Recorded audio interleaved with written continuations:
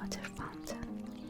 He wears a blue cape and plays a string instrument while she looks at a book and appears to be reading it aloud.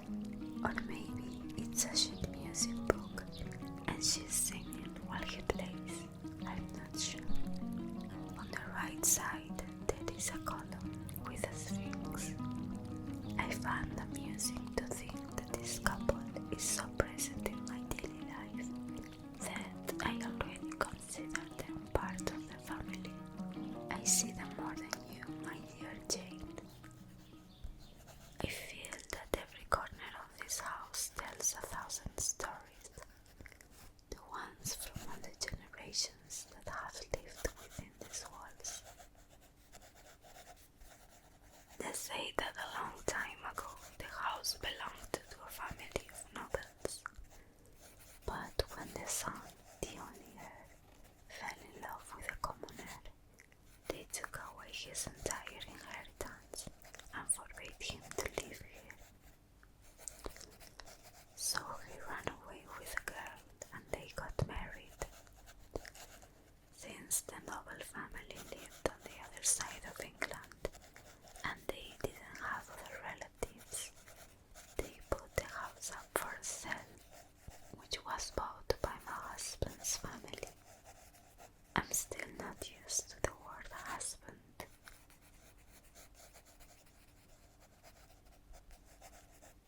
And sure, I'm missing Mr. Darcy, but you know how much I enjoy time alone. Here I discovered silence for the first time in my life, probably. You understand me?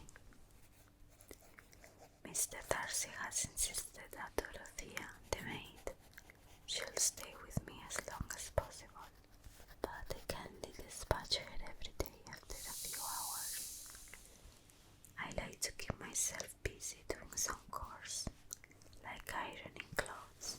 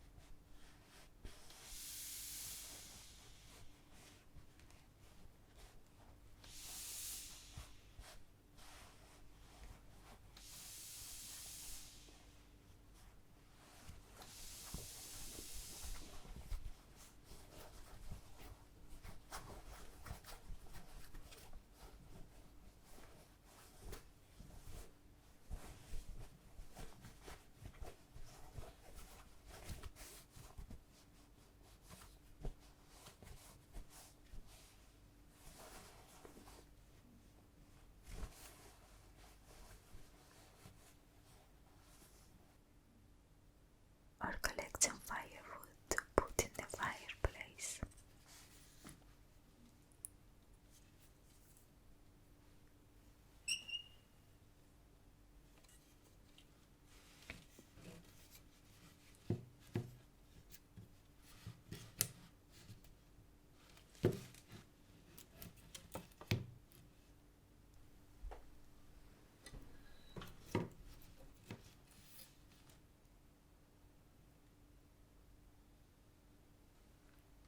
I wear the shawl you gave me almost every day. It's ideal for the lower temperatures here.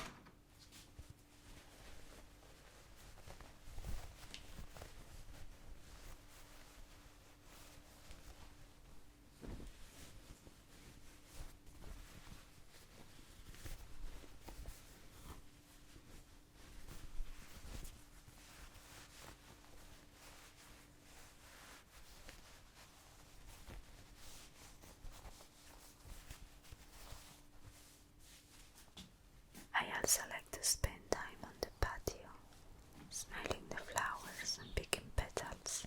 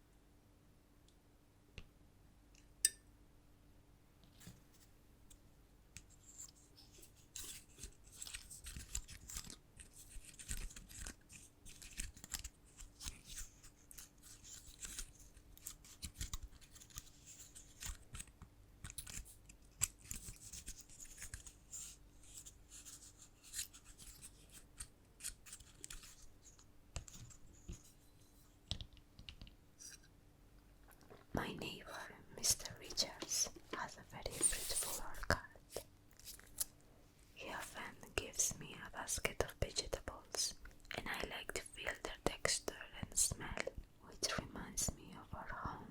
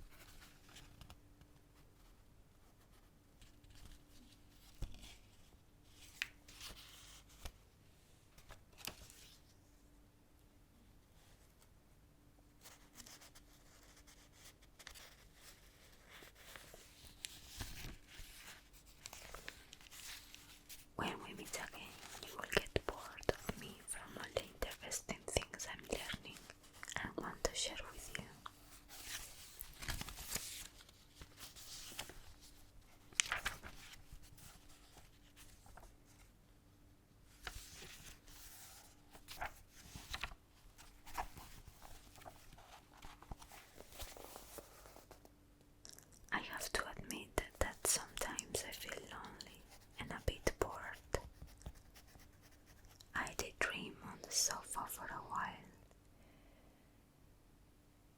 I amuse myself by reminiscing about our childhood in Longbourn, like when we used to play in the garden on rainy days.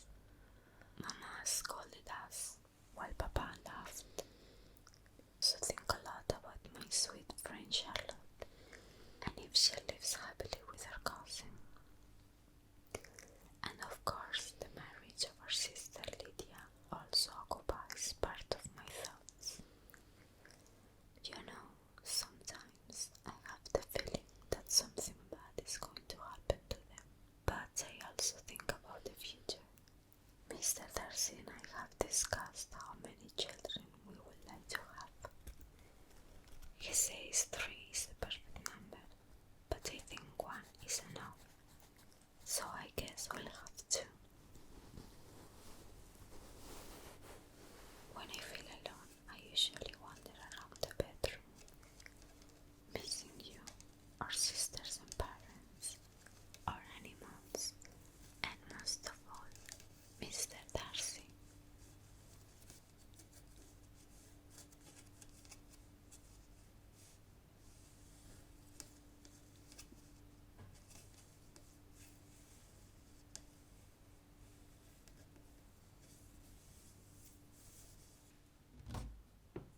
The certainty that I will see you all soon is what makes my heart happy again.